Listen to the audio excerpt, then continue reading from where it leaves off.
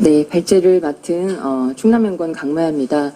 오늘 주제를 말씀드리겠습니다. 이 주제에 대한 내용의 출처들은 이제 저희 아이디어뿐만 아니고 저희가 이제 농특위에서 여러 가지 논의를 하면서 나왔던 아이디어들, 그 다음에 그 과정에서 또 저희가 현장에서 간담회를 해서 현장 농민들부터 나왔던 얘기들, 그 다음에 이것저것 저희가 그런 현장의 얘기들을 좀 많이 담고자 노력을 했고요. 이제 그런 상황들을 제가 좀 총 집대성에서 좀 말씀드린다. 그래서 아직 설리있고 조금 거칠지만 이런 아이디어들이 여러 가지 있으니 이제 정부에서 좀, 국회나 정부에서 임차농 보호 방안을 마련하실 때, 이런 꼭지들 중에 그래도 몇 개라도 좀, 수용할 수 있었으면 좋겠다라는 이제, 생각으로 준비해 봤습니다. 네.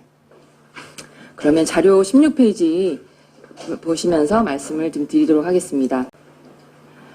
일단은 크게 한 6가지 그 목차로 좀 준비해 봤습니다. 실제 지금 실경작 임차농이 어떤 그 법적인 위치라든지 어떤 사례에 놓여 있는지, 그 다음에 두 번째로 그 농지법상에서 임차농이 어떤 위치에 있고, 하는지를 좀 한번 좀 살펴보도록 하겠고요. 그 다음에 오늘 주제 핵심인, 제안한 총 크게 3갈래로 나눴습니다. 일단은 농지법 개정과 그 다음에 임차농 보호 관련 법률 제정 문제에 대한 제안 하나고요. 그 다음에 농지의 공공성 강화를 위해서 농지의 공공수급 관리 체계를 어떻게 할 것인가에 대한 방안. 그 다음에 세 번째로는 여러 가지 그 사례별로 케이스들이 되게 다양하기 때문에 그 다양한 케이스에 맞춰서 어떤 방식으로 이제 임차농 보호할 것인지에 대한 다양한 아이디어를 열거하였습니다. 그리고 마지막 결론을 짓고 마치고자 합니다.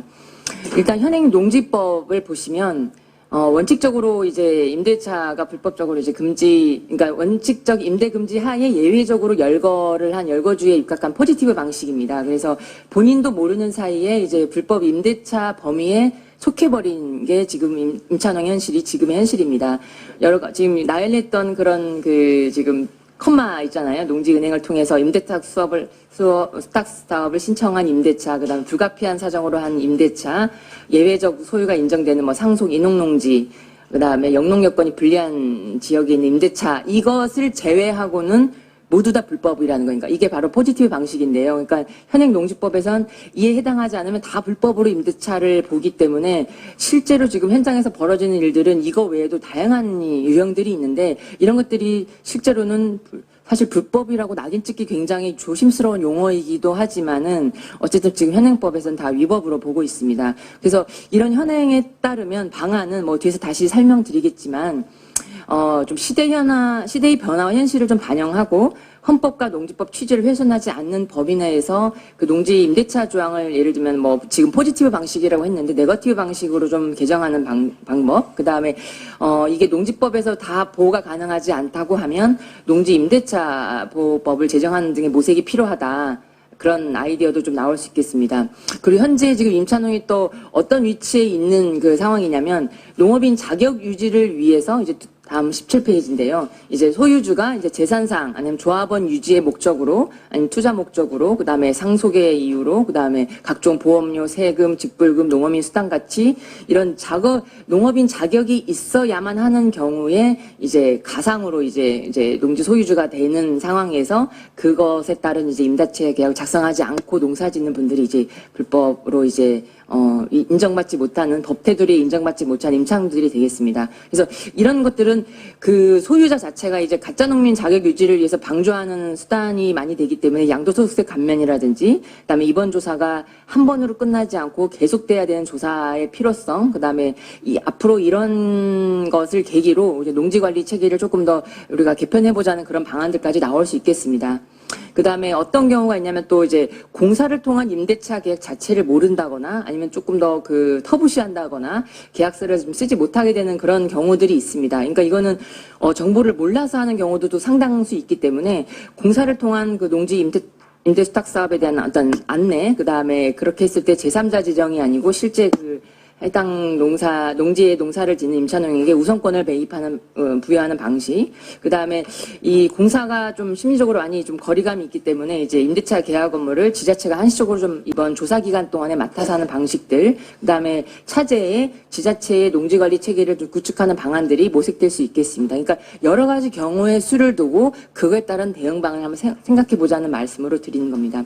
그리고 이런 문제들이 해결되지 않기 때문에 계속해서 이제 직불금을 나눠서 갖는다거나 임대료를 인상하는 방식이라든지 그다음에 이런 여러 가지 이제 편법적인 사례들이 일어나고 있고 작년 이제 올해 거치면서 작년에는 이제 친환경 인증 취소 문제들이 또 임차농학에 좀 불리하게 드러난 작용이 좀 과정이 있었고 또 올해 지금 아직 실제로 벌어지고 있지 않을 수도 있고 또 예정인 경우가 있지만 이제 실태조사 과정에서 어쨌든 법적으로 뭔가 처분 의무 통지를 받거나 했을 때 양도세를 못 받는다거나 아니면 그런 처분유예 신청을 이제 3년간 작용을 하면 이제 되기 때문에 위장작용을 시도하는 케이스들이 발생하면서 이번 전수고 조사 과정에서 임차농에게 이제 농지를 회수하고 퇴거 요청을 할 수 있는 경우가 예상된다라고 지금 좀 많이 우려들 하고 계십니다. 이런 경우에서는 결국은 이번에 이런 위장작용을 시도하면서까지 임차농을 퇴거하는 이런 모순적인 행위를 막기 위해서는 어쨌든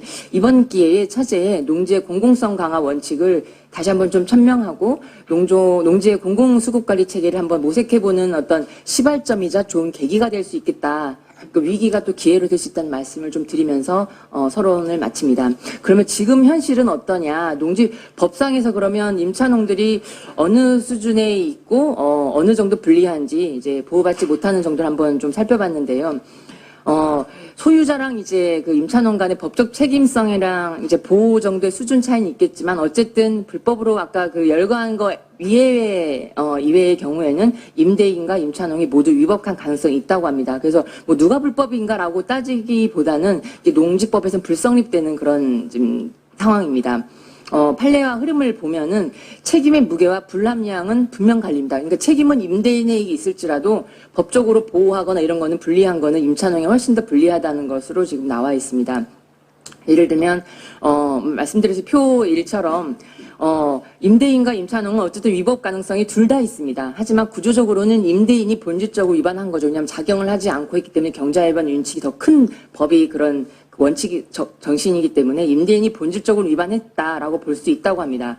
그리고 그러면 규칙 사유랑 책임이 누가 더 크냐라고 했을 때 이것도 마찬가지로 경자유전 원칙 위반의 주체로서 임대인이 책임을 더 무겁게 보고 규칙 사유가 있다고 보는데 실제 그럼 제재가 들어갔을 때 누가 더 유리하냐라고 보면 임대인과 임차농이 좀 다르잖아요. 그러니까 임대인은 행정제재라든지 재산권 침해 측면에서 불리하지만 어쨌든 임차농 입장에서는 법적 보호가 지금 없기 때문에 사실적으로는 제재가 들어갔을 때는 좀 매우 취약한 위치에 놓이는 주체로 볼 수 있다. 그래서 성격으로는 어쨌든 법적 책임의 중심은 임대인이지만 현실적으로 취약성은 임차농에게 좀 더 있다. 그래서 그런 좀 농지법의 좀 한계점들이 이번에 좀 다시 한번 좀 들여다볼 수 있었고요.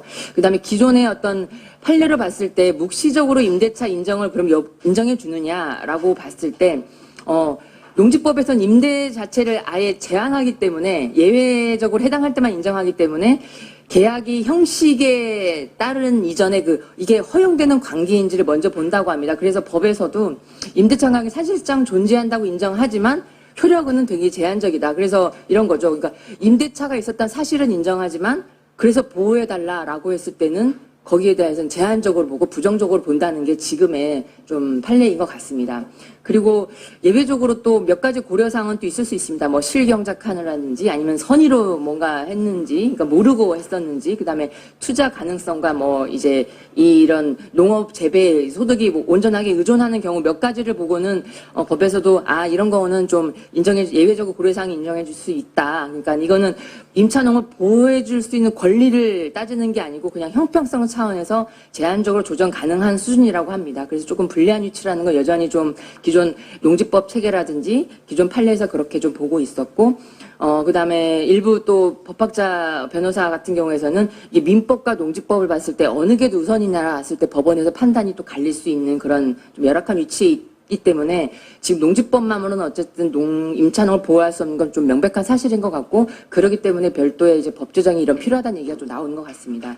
이런 어떤 그 실제 현장에서 벌어진 사례, 그다음에 그러면 그 사례에 입각해서 법은 어떻게 보호해주고 있는지를 한번 살펴봤고요. 그다음에 본론으로 그러면 어떤 방식들을 지금 우리가 임차농 보호 방안으로 생각할 수 있는지를 이제 하나씩 좀 살펴보도록 하겠습니다. 일단은 가장 좀 우선적으로 생각할 수 있는 게 지금 그러면 농지법 현행법을 한번 개정할 수 있는 방법은 없는가 한번 보면은 사실 이런 거죠. 표 2번입니다. 네. 21페이지에 있는 표 2번인데요.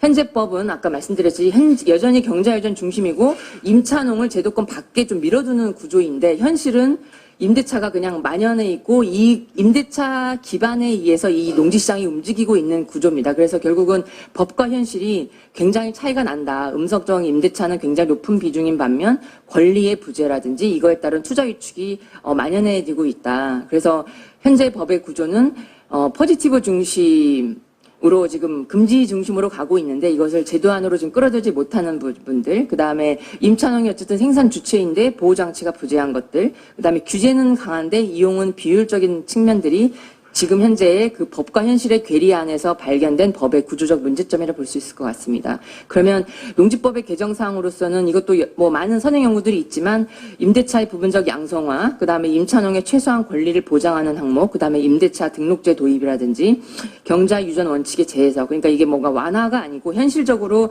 경작권을 보호해주는 방식들을 좀 설정할 필요가 있다. 이런 식의 어떤 농지법의 지금 제2조의 그 23조에 있는 것들을 좀 개정하는 것들이 필요하고 만약에 이것으로서도 부족하다라고 하면 임차농 보호 관련 법률을 좀 새롭게 제정하는 것도 한번 고려해 볼 필요가 있다. 이거는 지금 현재 전농이라든지 여러 가지 각계 계층에서 얘기가 나오는 얘기인 걸로 알고 있습니다. 현재 농지법이 임대차의 인정보단 이제 이것이 허용되나 아닌가를 더 보다 보니까 보호 대상은 농지라는 어떤 물적 기반에 좀 초점이 맞춰져 있기 때문에 이런 얘기가 나올 수밖에 없습니다. 표 3을 보시면 그러면 우리가 이렇게 비슷한 부동산의 성격에 맞춘 이제 주택 임대차 보호법을 한번 볼 수 있는데요. 주택 임대차 보호법은 확실히 농지법과 이제 핵심 취지의 철학에서 완전히 차이가 나더라고요. 임대차를 완전히 보호하는 것으로 상정해 놓고 법을 만드는 거고 농지법은 임대차를 억제해야 된다는 방식의 그런 철학의 차이가 좀 있습니다. 그것 때문에 그 아래 목적, 전제, 그다음 권리 구조, 그다음 계약의 안정성, 보호 대상 자체가 다 달라집니다. 임대차 보호법 같은 경우는 다 여기도 뭐 아시다시피 주거를 안정하기 위해서 임대차는 정상적이고 필수적인 시장 행위라고 보고 있어서 임차인의 권리를 적극 보호합니다. 그래서 사실상은 준 물권적 지위를 확보해서 임차권이 제도화가 완전히 좀 자리를 시장에 잡았고 계약의 안정성도 굉장히 있습니다. 뭐 갱신 요구권, 임대료 증액도 상한선을 두고 있고 장기적으로 안정성이 있을 수 있습니다. 그래서 정책 보호 대상은 임차인이 약자로 보기 때문에 확실히 약자를 보호하는 입장의 보호법이고 반면에 농지법은 임대차는 원칙적으로 제한해야 될 대상이기 때문에 특히 소유와 이용이 일치를 강제하고 있기 때문에 임차농의 주의가 불안정한 위치로 좀 될 수밖에 없고 임대차 자체가 문제가 되는 구조입니다. 그래서 임차 자체를 비정상화하고 소홀하게 관리한 측면이 없지 않아 있다. 그래서 임대차 관계가 그 뭐 농지 공사나 이런 걸 통하지 않고서는 언제든 관계가 붕괴 가능하고 갱신 개념도 좀 미약하고 그러다 보니까 이제 지속 가능한 경영이 불가능해질 수 있는 그런 좀 열악한 위치에 있다. 그래서 정책 보호 대상 자체는 임대차 보호법은 사람을 보호하는 거고 농지법은 농지를 보호하는 거기 때문에 서로 바라보는 그런 대상 자체가 아예 물적인 게 다르다.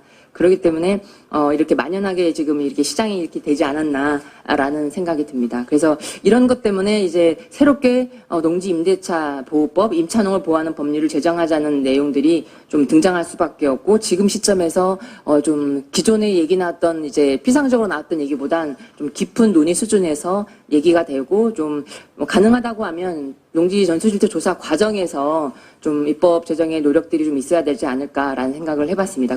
그렇게 제안을 드리고요. 두 번째 제안입니다. 농지의 공공성 강화 원칙에 따른 농지의 공공수급 관리 체계를 구축하자. 사실은 이참에 저는 잘 됐다고 봅니다. 임차농이 이렇게 만연한 시장에서 그러면 맨날 임대차 양성화 얘기하지만 사실 잘 안 됐거든요. 이거는 농지 그 소유자의 선의에 기대거나 아니면 암암리에 그냥 서로 합의하에 그냥 다 입을 닫고 넘어갔던 그런 상황들을 지금 어쨌든 드러내자는 건데 이 드러내는 거를 두려워서 전수조사 안 할 수는 없으니 그럼 이참에 농지의 공공수급 관리 체계를 기존에는 굉장히 좀 소극적으로 조금 더 주장한 입장에서는 조금 작은 목소리로 얘기를 했는데 지금은 공공수급관리 체계를 도입하자는 좀 강한 어조로 얘기할 수 있지 않을까, 그런 계기가 되지 않을까 생각을 합니다. 그런 방향성을 가지고 앞으로 전략으로서는 국가나 지자체, 어느 공공기관이 공공매입사업 혹은 공공비축사업을 현행보다 대폭 확대하는 방식으로 하자. 그래서 단계적으로 이 농지들을 매입해서 실경작자한테 경작권을 보장하고 정부가 적정한 가격으로 농지를 매입할 수 있는 체계를 마련합니다. 그리고 그렇게 확보한 공공농지는 실제 경작자에게 저비용, 이자로 우선 장기 이용한다든지 영농적으로 영농 지속권을 부여한다는 방식으로 하면 좋겠다. 실행하는 이제 뭐 제한 배경은 다 아실 거고 넘어가겠습니다. 어쨌든 그러면 이거를 어떤 경우에 이제 실행하게 될 건지를 한번 설명드리면, 이 아이디어는 뭐 저의 아이디어는 아니고 현장에서 나왔던 농민분들의 얘기를 제가 정리한 것이라고 생각하시면 되겠습니다. 일단은 실경작 증명을 하지 못한 소유자의 농지, 그다음에 계약서를 작성해주지 않는 농지의 경우 행정명령을 통한 매각, 그다음에 국가가 그것을 다시 매입해서 실경작자한테 경작권을 보장해주고, 그다음에 혹시 저 농지 처분 명령 전에 임차농이 계속 경작할 수 있도록 일정 기간 이상 실경작자한테 좀 우선 임차권을 좀 인정해주는 그런 것들이 좀 되겠습니다. 크게는 기본적으로 이런 겁니다. 99년 이후에 취득한 농지는 농지증을 이제 발급받아야 되는데, 그때 분명 영농계획서 제출하셨을 겁니다. 그때 거기에 영농계획서 사항에는 작용한다고 적었을 텐데, 지금 만약에 조사했을 때 그게 아니다 라고 발각되면 사실 그거는 거짓으로 적은 거기 때문에 실제 경작하지 않고 불법 임대해주거나 소유주가 오랫동안 불명한 상태로 있는 경우에는 사실은 이런 취득 자체가 잘못됐다고 법적으로 판단할 수 있을 것 같습니다. 그렇게 해서 불법으로 취득한 농지는 어쨌든 허위로 작성해서 얻은 농지이기 때문에 처분이나 매각 대상이 될 수 있겠다는 게 가장 일반적인 그냥 보편적인 사례일 거고요. 만약에 두 번째는 다시 내가 작용을 하겠다. 아까 말씀 그 앞에 사례처럼 뭔가 연금생활자, 그 다음에 자영업자가 이제 은퇴 후에 농업인 자격을 유지를 위해서, 조합원 자격 유지를 위해서, 조금이라도 내가 농사해보겠다. 다시 그 농지 좀 주쇼라고 가능성 있는 사람들이 또 그런 대상들이 있고요. 그 다음에 특히 또 수도권이나 광역지자체 인근, 또 행정통합 특별지자체 인근에 이제 개발 호재가 확실히 예상되는 지역의 비농민들은, 아니면 또 실거래가가 급하게 상승하는 지역의 비농민들 소유는 급하게 이제 자기가 작용하겠다고 주장할 수 있겠습니다. 이런 경우에는 마을 단위의 어떤 특별조치위원회를 구성해서 경작 사실 확인을 이제 공증을 거쳐서 공직 절차를 거치는데, 사실 이것도 하겠다고 하면 사실 방법이 없지만 이제 뭐 찍은 다음에 또 사후 책임도 묻겠다라고 하면 사실은 그 도장 찍어준 행위를 서로 함부로 못할 것이 아니냐. 특히 이제 한 작기 한 6개월 동안 기준으로 봤을 때 실제 처음에 도장을 찍어놓고 이제 6개월 뒤에도 작용이 여전히 안 되고 있거나 했을 때는 다시 이제 환수하거나 그런 사후 도장을 찍어준 거에 대해서 어떤 허위를 했기 때문에 그런 거에 대한 법적 책임도 물으면 어쨌든 지금까지는 그냥 눈 감아주고 도장 찍어줬던 행위도 굉장히 신중하게 될 것이고, 또 그렇게 함부로 부탁하지 못하지 않을 것인가. 만약에 이제 않냐라는 생각이 들고요. 만약에 이런 경우에도 그러니까 작용하지 않는다는 게 드러나게 되면, 지금은 처분 의무 3년 유예 조항이 있는데 사실은 이거는 이번 조사 기간 때는 바로 처분할 수 있도록 하고, 그다음에 작용 의사를 밝혔던 사람과 이제 특별조치위원도 그렇게 좀 도장을 잘못 찍은 거에 대해서는 처벌을 할 수 있어야 됩니다. 그래야만 이 도장 자체가 굉장히 좀 중요한 이제 사실을 인정해 주는 거기 때문에 서로가 경각심을 갖지 않을까. 그리고 그렇게 처분 명령 받은 이제 농지에 대해서는 그 해당 농지를 이제 농사 짓고 있는 임차농은 매도 기사가 있다고 하면 이제 매입하는 방식으로 하고 했으면 좋겠습니다. 현실적으로 또 작용이 또 불가능한 시나리오가 있을 겁니다. 그러니까 상속농지나 징여농지 같은 경우는 현재 다른 직업이 있거나 다른 지역에 거주하기 때문에 객관적으로 아무리 상황을 봐도 이제 작용할 의지가 없거나 계획이 없는 것으로 판단되면 이거는 국가가 좀 공공 매입하고 그 매입한 농지를 지금 경작자한테 우선 장기 임대하는 방식으로 할 수 있을 것 같습니다. 여기까지는 많이 얘기들 나오는 건데, 그러면 국가가 어떻게 그 땅을 공공으로 매입을 해서 할 거냐라고 하는 게 항상 거기서 많이 얘기가 부딪혔는데요. 재원 마련이 가장 핵심일 것 같습니다. 그러면 공공 매입을 위해서 재원 마련은 실제 이제 좀 뭐 파악을 해봐야 되겠지만, 아마 이 전수실태 조사 과정에서 마을 내에 그 국유지나 공유지가 포함되어 있는 그런 시설들이 또 많이 있다고 합니다. 뭐 마을 해관 내에 어떤 곳, 이용하지 않는 도로, 이런 것들이 지금 다 국공유지가 포함되어 있는데, 이런 것들이 지금 마을에서 그 땅 좀 좀 사가라고 해도 지금 국가가 뭐 돈이 없다는 이유로 안 사고 있는데, 그런 것들을 국가나 농가나 마을 개인에게 좀 매각해서 재원을 좀 마련할 수 있는 것도 하나의 방법일 것 같고요. 두 번째는 지금 사실 농지를 살라고 하면 농지 관리 기금이 있어야 되는데, 사실 농식품부 지금 과장도 계시지만 농지 관리 기금이 매년 어떤 전용 부담금 면제 같은 이제 국가의 다른 개발 행위 때문에 면제받고 있거나 그런 기금의 그 수입원들이 굉장히 부족해지고 있어서 돈이 없다고 합니다. 그래서 이렇게 돈이 없다고 했을 때 그냥 그럼 국가가 손 놓고 있을 것이냐. 지금의 수준으로는 확실하게 이제 공공 매입을 할 수 없기 때문에 이제 돈이 없어서 매입을 하지 못한다고 하면 국가가 채권을 좀 발행해서 이제 농지를 공공으로 매입하는 방식을 하면 되겠다는 생각이 듭니다. 일단은 대한민국이 망하지 않는 이상은 이제 땅을 담보로 하는 국채 발행은 그래도 가장 안전하고 믿을만한 자산이라고 볼 수 있기 때문에 국채를 발행하는 방식도 참 적극적으로 좀 고민을 해야 될 시기가 아닌가. 랍니다. 그리고 국가가 그렇게 매입한 농지는 실제 그 해상 농사 짓던 경작자한테 우선권을 보유해주면 될 것 같습니다.